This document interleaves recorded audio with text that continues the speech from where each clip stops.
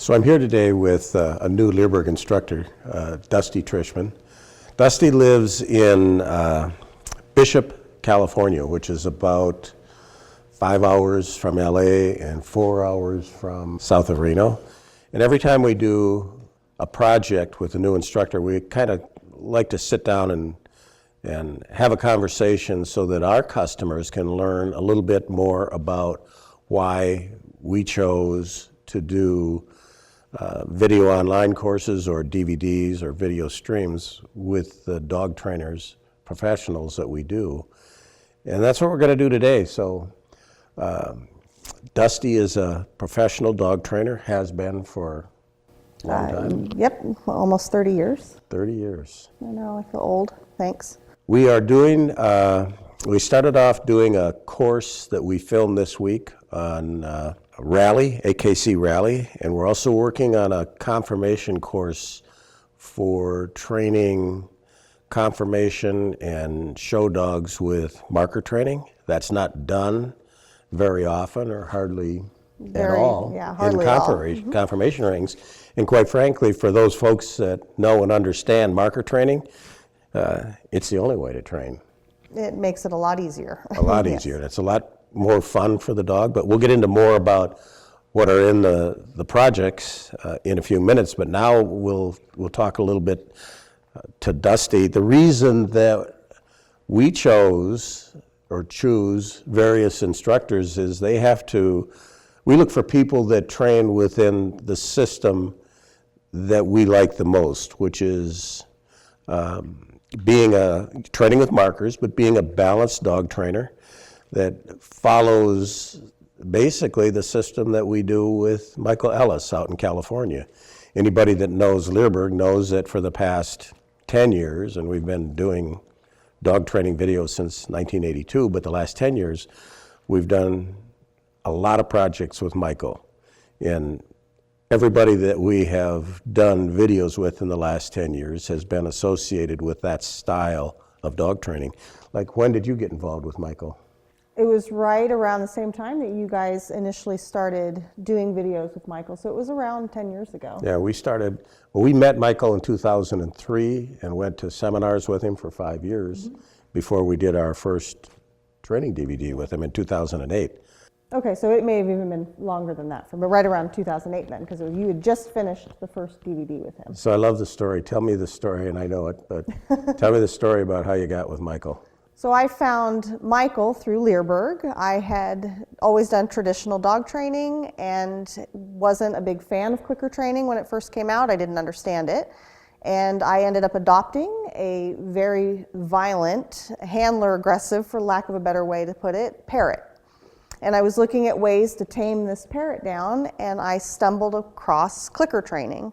And so when I started understanding more about it through this bird, I started looking into it more for dog training. And when I Googled it, it came up with Leerburg and Michael.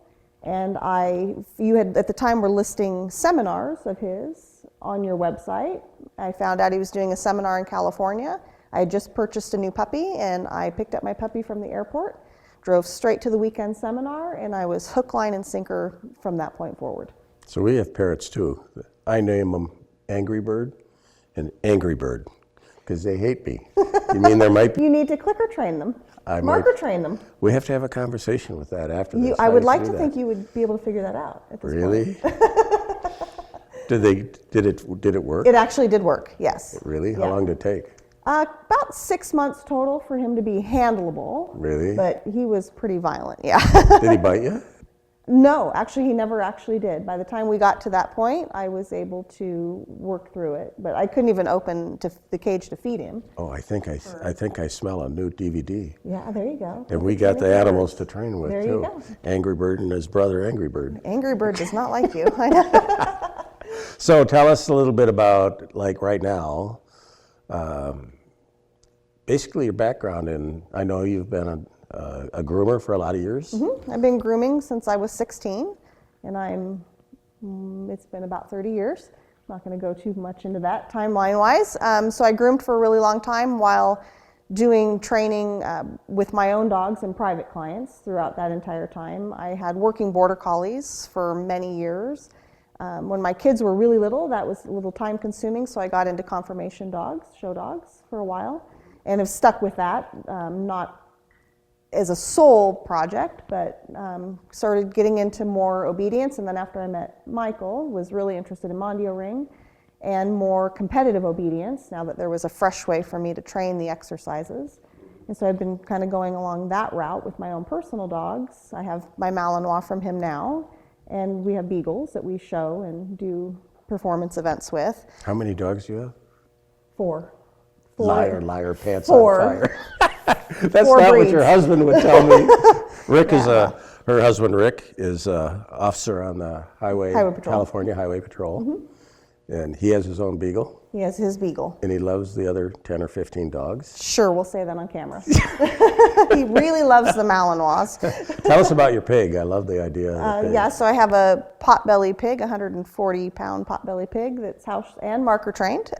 And marker trained. Yes. So when Cindy was at your house last year, it was just a little thing. Yeah, he was probably only about 40 pounds a year ago, so he's put on a little extra weight. And he's house trained? He's completely house trained. And he goes in and out by himself when he wants? No, he goes to the door and asks to go out. He does? Yes. Just through marker training, huh? That he figured out on his own, but we taught him touch pads, sit, spin, all that stuff through markers. Cool. Yeah, he's a pretty good guy. There's another video we could do, training pigs with Training markers. pigs. It's a I very like it. popular thing.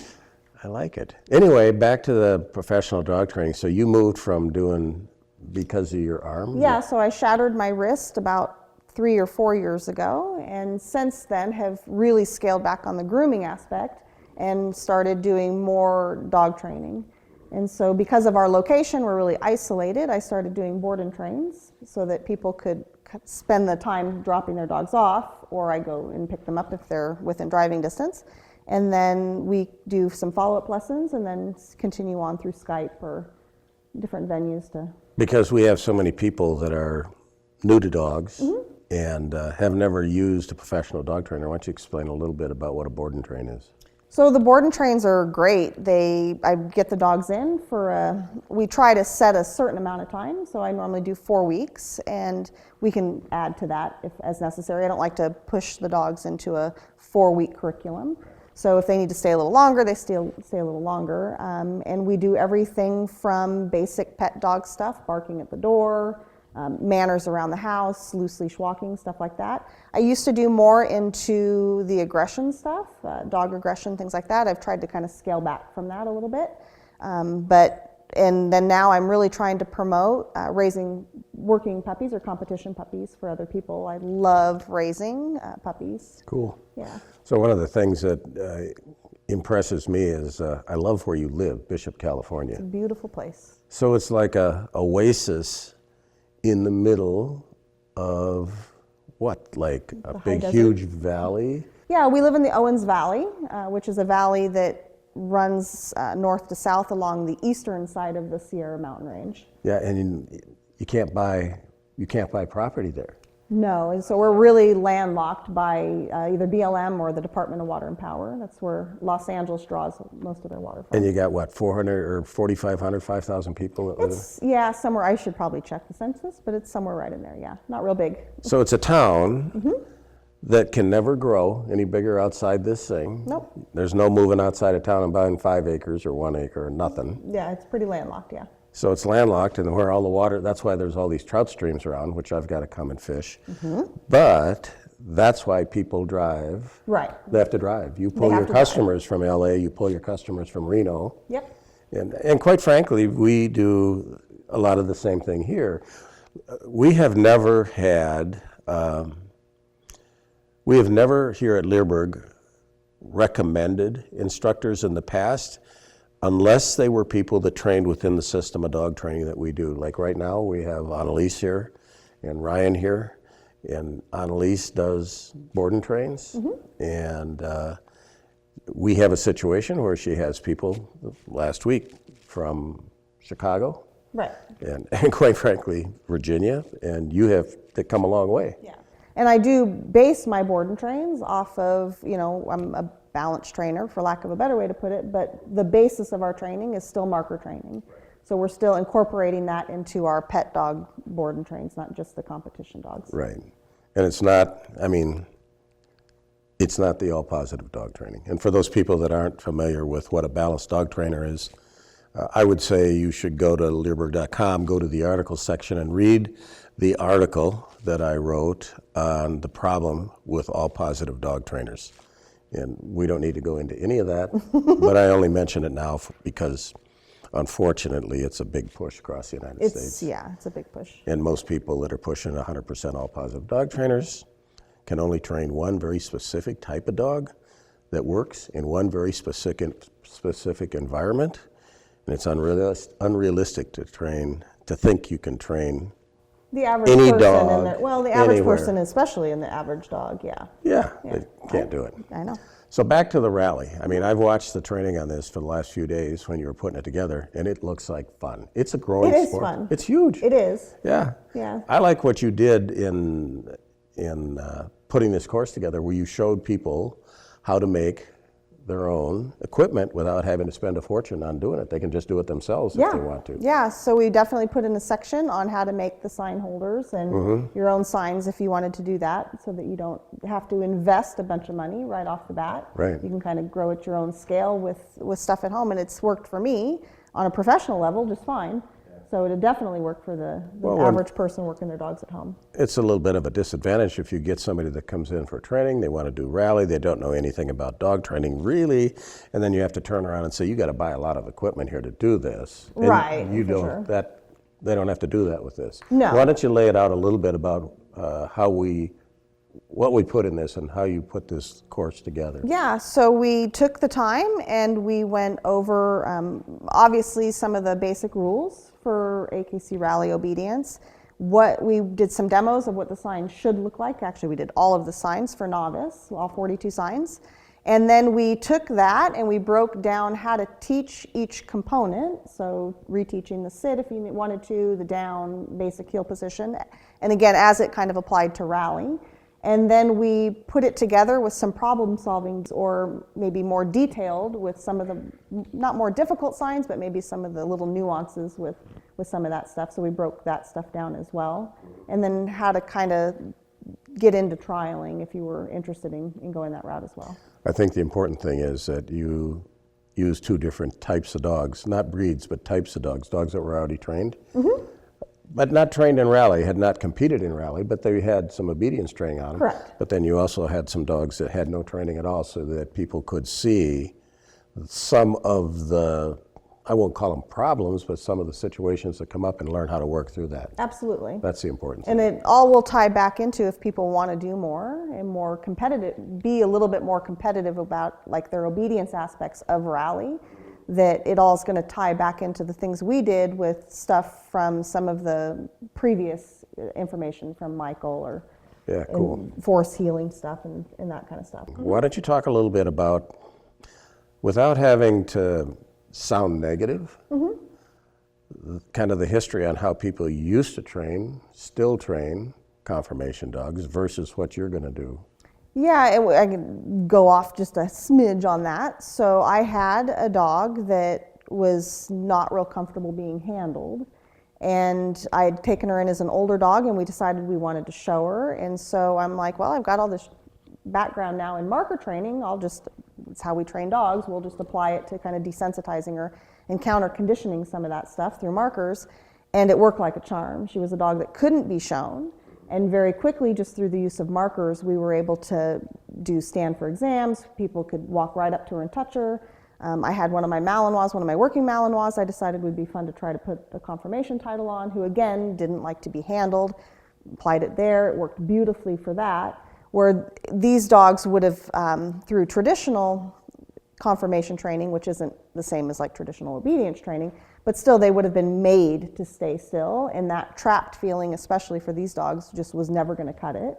And so we've used it a lot to teach the dog how to be handled, how to just be comfortable in their own skin in that situation through some of the normal engagement stuff that we do, taking that stuff out, and then environmental desensitizing through our marker systems. And I just applied it to the dogs that I was already showing, and it's worked beautifully. I've never shown dogs. I've always only bred and No? owned working dogs, but when Cindy came back from your house last year, Right. she was ranting and raving about you using markers Yeah, in so conformation stuff. We did just probably a 5 or 10 minute session with maybe the cattle dog, and again, a breed that doesn't like to be maybe necessarily handled and be on top of, and within 5 or 10 minutes, and she had a background in marker training, so it just expedited everything. She was letting me do whatever I wanted. She was relaxed, her tail came out, and it was perfect, it was great. So it's a neat way to take our background and apply it to a completely new venue. Cool, very cool. So I think we were talking that we'll do probably a short little video, because as a company, what we're going to start to do in addition to doing the longer, like the rally course, the rally DVDs, we're going to do some shorter exercise-specific videos that sell for not a lot of money. Okay. And I believe we'll do one with you on how to do the stand for exam, because it can be used in so many places besides the conformation. Absolutely. It can be used at your vet. It could be used at the vet. It could be used for competition obedience if people wanted to go down that road, or having a hard time getting their dogs comfortable with people walking at them and being over the top of them. Yeah, Wait at the perfect for gate. that. Wait at the gate for agility. The whole 9 yards. Yeah. There's just a lot of different ways we'll do it. So we'll do that too. Okay. So that all sounds pretty good. I think the way we'll close this out is by telling everyone that we recommend Dusty. If you live in her area and you feel like you need some additional training with your dog, spend some time, look up what we mean by balanced dog training, look up a little bit about the work we've done with Michael and that style of training, and then drop her an email. 4 hours is not that far to drive a dog when it's a dog you have to live with for the rest of your life, and you want to have a well-mannered obedience dog that lives in your house and can be social with your family.